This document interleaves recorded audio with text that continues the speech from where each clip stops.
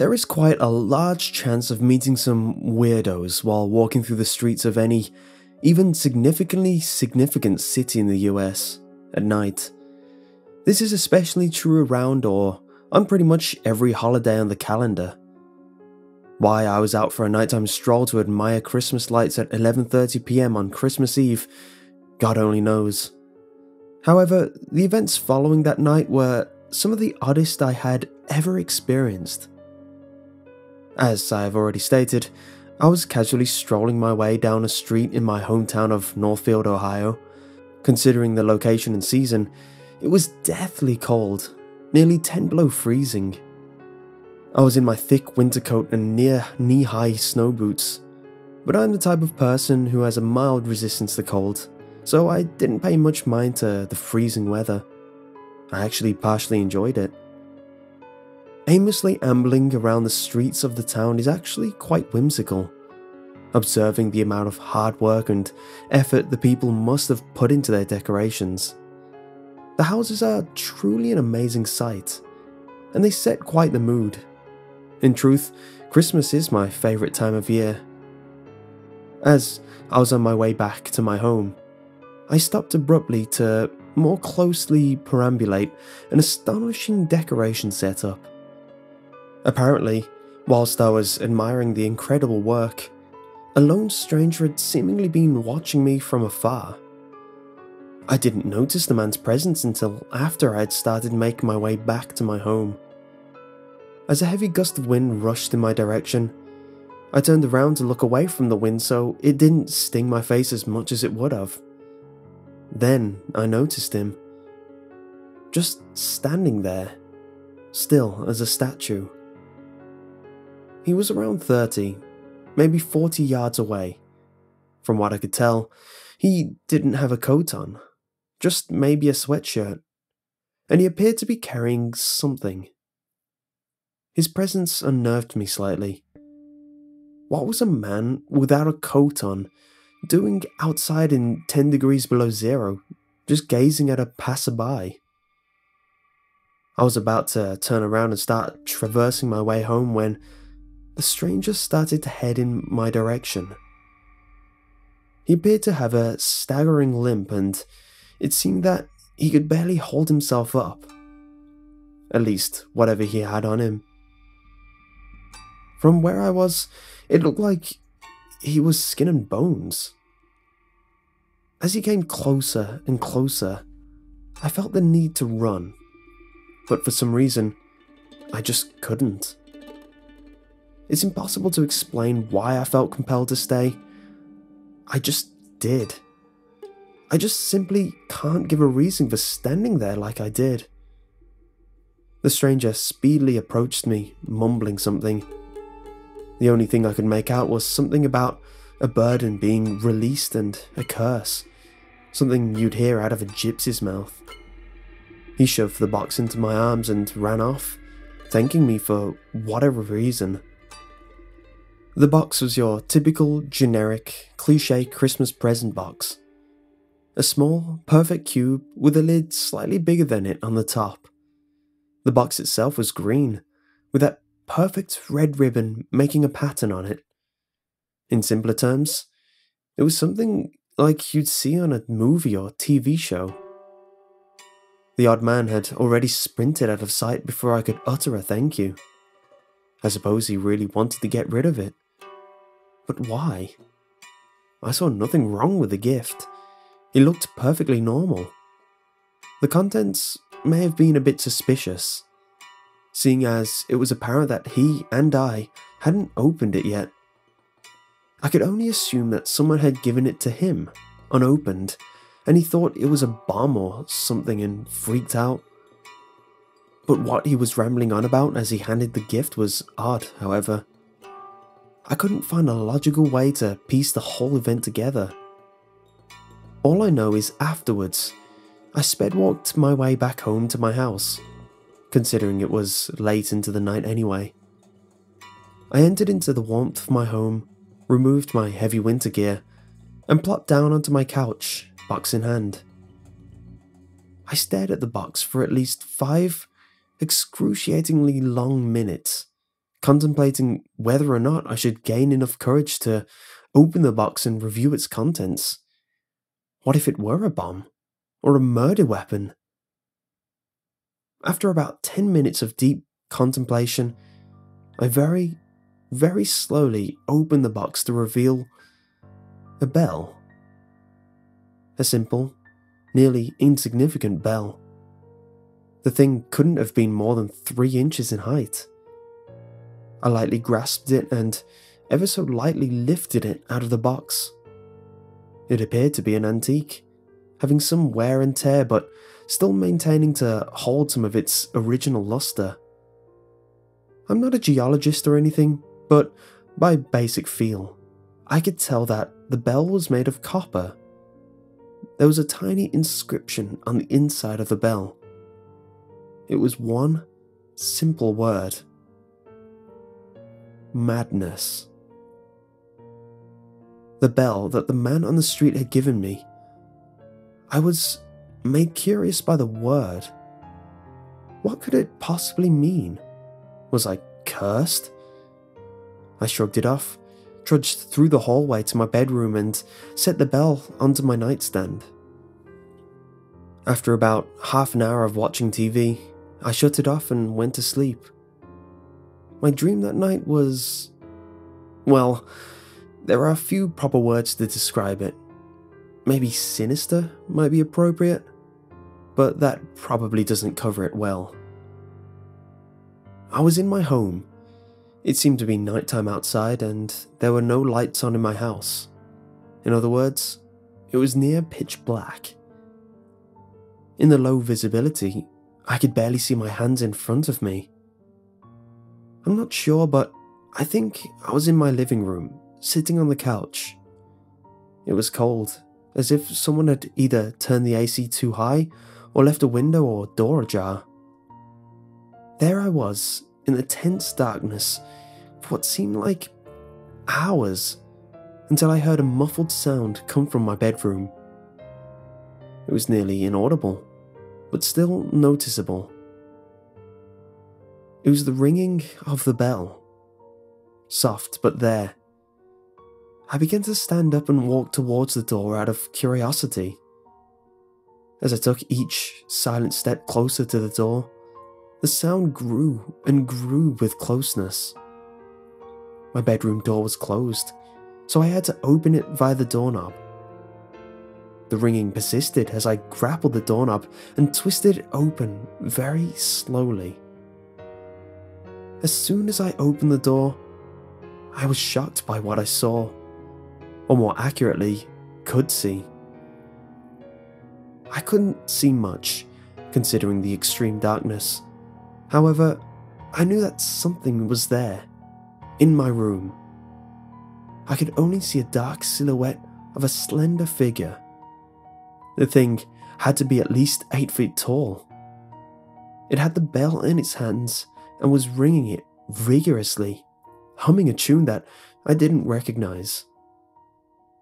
It appeared to have not noticed me as I nervously nudged the door ajar. As I crept softly into the room, the figure proceeded to ring the bell, seeming to get more and more aggressive and then quieting down after a certain period of time. This repeated the whole time I was in the room. Not knowing what to do next, I was suddenly compelled to do something I normally wouldn't have done. I gently raised my arm and touched its back. The only problem? I couldn't. It was as if it were an apparition, a phantom of sorts, endlessly sitting there, ringing the bell. My arm was sticking through its back and protruding through the front of its body. I jerked my arm out from inside of its transparent body. At that moment, it swiftly swiveled around to face me and proceeded to rip my guts out with their long, knife-like fingers while letting out the most horrific and blood-curdling scream imaginable. It sounded like a mixture of a dying cat and metal grinding upon metal. The sound was ear-piercing, but not as bad as the pain. It felt as if I were in the dream, that the dream was a reality and I was there, getting my guts ripped out by this demented thing. He tossed my dismembered body across the room, and just before I woke up, I saw one minute sparkle being held by the creature. It was the bell, nice and shiny. It appeared to be brand new. I awoke and bolted into an awkward, upright position. I was drenched in cold sweat, and, not to help it at all, the room seemed to be freezing. Sleep did not call me at all that night after the dream. By the time the sun rose the next morning, I was greatly unnerved by the nightmare. Why would the bell be in the dream? Am I just unnerving myself? I asked myself as I prepared breakfast that morning. The realization finally dawned upon me. I sprinted back to my bedroom to see where the bell was, and if it had been moved in the night. Surely enough, it had. It was on the floor, where I believe the creature was standing as the dream ended. It still had its dull brown copper tones, though. As I set it back on the nightstand, I swear I could slightly pick up the near inaudible ringing of the bell, even though it wasn't moving. I just passed it off as me being nervous over a nightmare and continued my day. The ringing persisted and never stopped until I got into bed later that night. When restless sleep did find me, the only dream that I can remember having was a flashback of the previous night's events. The man giving me the box, opening the box to reveal the bell, having the nightmare, and so on and so forth. However, at one point in the dream, I got a third-person view of myself as I was sleeping. Apparently, sometime before the nightmare started. The view I got could be compared to a paranormal ghost hunter's surveillance camera, but more clear. It was as if I was watching myself sleep from an angle. I noticed something very frightening, however. In the darkness, I could barely make out the same figure that was in my dream. It was just standing there, ringing the bell and humming the tune it was humming that night. I could barely make out its face. From what I could see, its mouth was curved into a grin of malice, with pointed and bloody teeth lining its gruesome sight. That's really about all I could see of its face, besides a faint outline. I awoke, yet again in a freezing sweat. Now, I knew that this wasn't just some simple coincidence. No, this was something much more sinister. The next day, the ringing of the bell grew a little more aggressive. I could hear it clearly this time, so I didn't have to strain my ears to hear it. That day, I suppose I could say that it made itself known. I could have sworn that I saw the figure in reality about 5 times whenever I looked into a dark room. When I did, I told myself I was going crazy and brushed it off. That night was the worst night of my entire life. The dream started as the first one ended. I was a dismembered corpse lying on the floor, still looking through my lifeless eyes. I'd apparently lost the ability to move, as if I were a live soul trapped in a dead body. Everything was brighter, and I could see more clearly. However, the air was colder, and there was snow blowing through my house. The ringing, that terrible ringing, was as aggressive as ever, and I thought the thing would break if the figure rung it any more vigorously. There were words written on the walls, in my blood. They covered the entire surface area of the walls. Eventually, after lying there for around 10 minutes, I regained the ability to move. My body was piecing itself back together, kind of like how a rewind on a video would look. I was standing and able to move freely again. I took a few steps forward to investigate the writing on the walls. There was only one word on the walls, written over and over and over again. Ring, ring, ring. This is when I lost it. I crumbled to the floor as the ringing of the bell grew to be deafening. I could hear vocals behind the ringing as well. They said that accursed phrase over and over, louder and louder in a deep, demonic voice. Ring, ring, ring, ring, ring. I screamed as loud as I could until I couldn't utter a sound with my voice.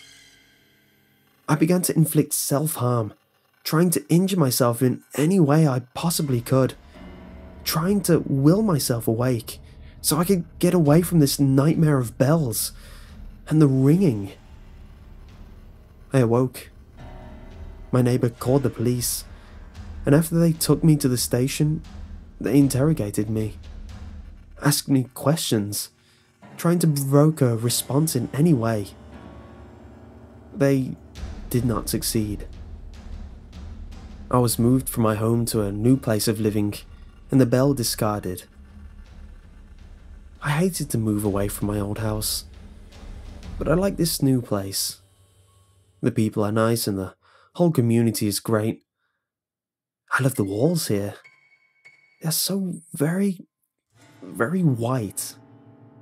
Kind of reminds me of the snow. Ring, ring,